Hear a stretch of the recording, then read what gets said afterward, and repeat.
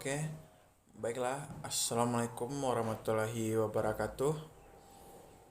Baiklah, perkenalkan nama saya Adhadi Kurniawan dengan NIM 19233002. Dalam mata kuliah perencanaan pajak, prodi D3 Manajemen Pajak, dosen pengampu Rani Sofia SPD MPD. Baiklah, untuk memenuhi ujian akhir semester perencanaan pajak, yaitu tentang soal pertama. Soal pertama itu, pada masa pandemi COVID-19, banyak usaha yang mengalami kemunduran atau berada dalam kondisi yang kurang bagus. Coba saudara lakukan analisis bagaimana upaya tax planning dari usaha-usaha dalam berbagai bidang. Pilih satu saja bidang untuk bisa ditetapkan memperoleh keuntungan di masa pandemi COVID-19 ini.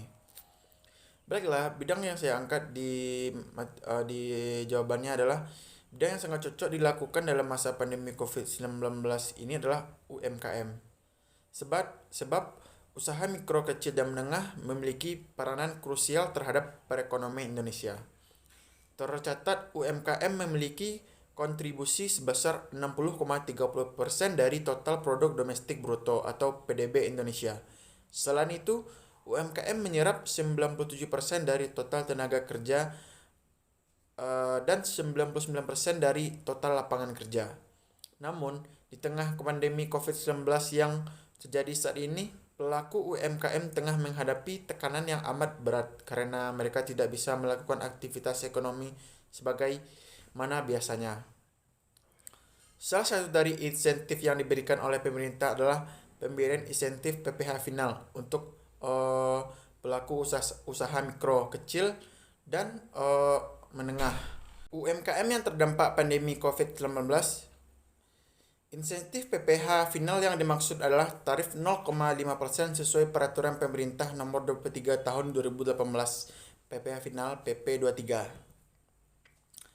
Tax planning yang dapat dilakukan pelaku UMKM di masa COVID-19 dengan insentif itu, pelaku UMKM yang memenuhi kriteria dibebaskan dari kewajiban pajak tersebut karena ditanggung pemerintah sampai 30 Juni 2021. Adapun kriteria UMKM yang mendapat insentif tersebut, wajib pajak atau WP, yang memiliki peredaran bruto tertentu sesuai ketentuan dalam PP nomor 23 tahun 2018. Wajib pajak yang dimaksud dalam PP 23 2018 tersebut adalah WP orang pribadi atau WP badan berbentuk koperasi, persekutuan komanditer atau SIVI, firma atau perseroan terbatas PT yang memperoleh penghasilan dengan peredaran bruto tidak lebih dari 4,8 miliar dalam satu tahun.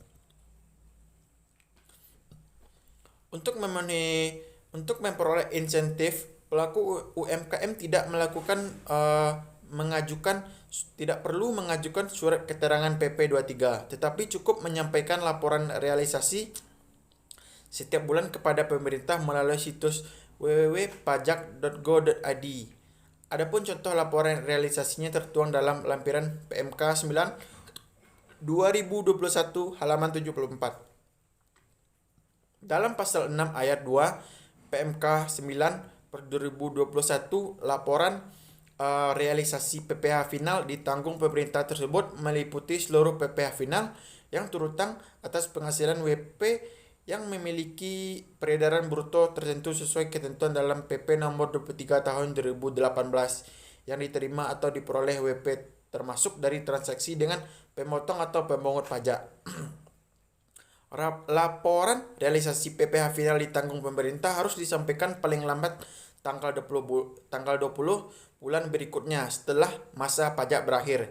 Jika melebihi batas waktu, maka pelaku UMKM tidak dapat memanfaatkan insentif tersebut. Baiklah, saya akan masuk ke soal yang kedua.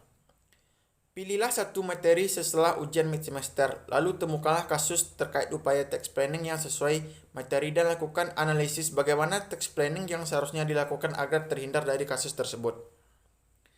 Kasus yang saya angkat adalah tentang kenaikan jumlah berkas sengketa pajak khususnya pada Dirjen Pajak.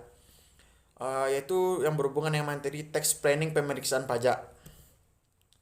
Pada negara Indonesia, dalam pelaporan pajak ditetapkan prinsip self-assessment system yang diatur oleh Undang-Undang Nomor 16 Tahun 2009, Undang-Undang KUP, yang didefinisikan prinsip di mana wajib pajak menghitung sendiri, melaporkan dan membayar pajak terutang sesuai acuan perundang-undangan pajak. Hal ini diterapkan agar mempermudah wajib pajak untuk melaporkan pajaknya. Namun permasalahannya adalah masyarakat di Indonesia banyak sekali yang tidak mentaati atau masih melakukan atau belum patuh dalam melaporkan pajak. Masih banyak wajib pajak yang tidak melaporkan pajaknya, sedangkan sistem ini sangat bergantung pada kepatuhan masyarakat dalam melaporkan pajak dan pengawasan dari otoritas perpajakan Direktorat Jenderal Pajak yang memiliki fungsi sebagai pelayan, penyuluh, dan pelaksanaan hak dan kewajiban perpajakan. Cara pengawasan dari otoritas perpajakan yaitu melakukan penelitian dan pemeriksaan untuk menguji kepatuhan dari wajib pajak terhadap peraturan perpajakan tersebut. Pemeriksaan yang dilakukan oleh otoritas perpajakan yang menjadi pemicu dari adanya kasus sengketa pajak. Sengketa pajak dapat diartikan permasalahan yang ada antara wajib pajak dengan penjabat yang berwenang, dan akibatnya adalah adanya keputusan untuk melakukan banding atau gugatan yang ditujukan untuk pengadilan pajak sesuai dengan perundang-undangan pajak yang berlaku. Perpajakan juga memberikan ketentuan rasa keadilan dan ruang sangat luas dalam kebebasan memilih forum. Dapat dilihat dari statistik APPKI per tanggal 3 Maret 2020 bahwa pada tahun 2019 adanya kenaikan jumlah berkas sengketa pajak sebesar 32% di tahun 2019 dibandingkan tahun 2018. Dengan angka pada tahun 2019 yaitu 15.048 dan pada tahun 2018 lebih rendah yaitu dengan angka 11 ribuan. Dari analisis data tersebut dapat dilihat adanya kenaikan jumlah berkas sengketa pajak khususnya pada Dirjen Pajak yang mencapai 12.882 berkas sengketa. Hal ini dapat terjadi dikarenakan adanya salah hitung, keterbatasan ilmu dalam bidang perpajakan. Tentu saja hal ini sangat berdampak pada penerimaan negara. Ketika kasus tersebut berhasil dikabulkan oleh Dirjen Pajak, maka akan menyebabkan pemerintahan harus mengembalikan dana tersebut kepada wajib pajak dan berdampak pada kerugian negara. Data statistik APPKI pada tanggal 3 Maret 2020 menunjukkan dari 10.166 kasus penyelesaian sengketa pajak, 4.937 kasus sengketa pajak dikabulkan oleh Dirjen Pajak. 1.903 kasus dikabulkan sebagian dan hanya satu kasus yang dinyatakan harus menambah pajak yang harus dibayar. Hal ini dapat diartikan bahwa dari 10.166 kasus, 6.440 kasus yang harus dikembalikan dananya oleh pemerintah kepada wajib pajak. Dari jumlah kasus tersebut juga dapat dilihat bahwa lebih banyak hakim mengabulkan permintaan dari wajib pajak atas gugatannya dibandingkan angka yang ditolak dan tidak dapat diterima. Hal ini dapat terjadi karena Dirjen Pajak kalah dengan wajib pajak pada saat melakukan banding atau gugatan. Direktorat Jenderal Pajak DJP memungkinkan tidak memiliki bukti yang cukup untuk melawan dari wajib pajak dan berujung mengabulkan gugatan wajib pajak. Tax planning agar terhindar dari kasus tersebut adalah yang pertama itu pengetahuan hakim yang minim akan hukum perpajakan Indonesia yang berlaku juga bisa menjadi sebab mengapa hal ini bisa terjadi. Mengingat putusan hakim sangat berpengaruh dalam persidangan kasus sengketa pajak. Jika terjadi argumentasi dari wajib pajak dan hakim tidak mengetahui atau kurang pemahaman atas kasus pajak tersebut, akan mengakibatkan kesalahan putusan yang sangat fatal.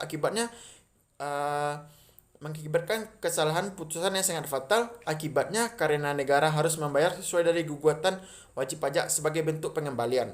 Seharusnya hakim menangani kasus tersebut sengketa pajak ini tidak hanya sekedar tahu tetapi harus memiliki kemampuan yang handal terkait dengan perhitungan dari akuntansi, prinsip akuntansi, perhitungan perpajakan serta hukum perpajakan yang berlaku di Indonesia ini.